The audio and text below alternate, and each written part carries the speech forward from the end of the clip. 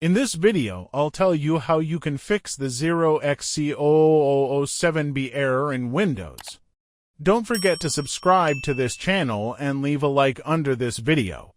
The first method is using command prompt as administrator. Open CMD with admin rights, type sfc/scano and press enter. Now wait until the scan is finished.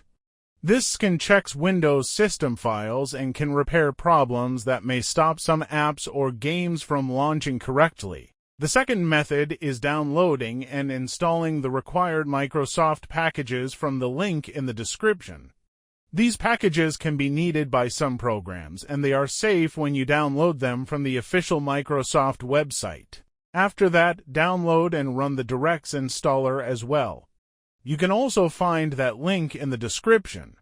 During the DirectX setup, make sure to uncheck Bing bar because you do not need it. Even if DirectX is already installed, running the installer again can still fix missing or broken files. That's basically the full fix path. Start with the system scan, then install the Microsoft packages and DirectX because this error is often caused by missing or damaged runtime files. Thanks for watching. I would be very happy if you would become one of the subscribers of this channel. Check out the suggested videos and also leave a like under this video. See you soon.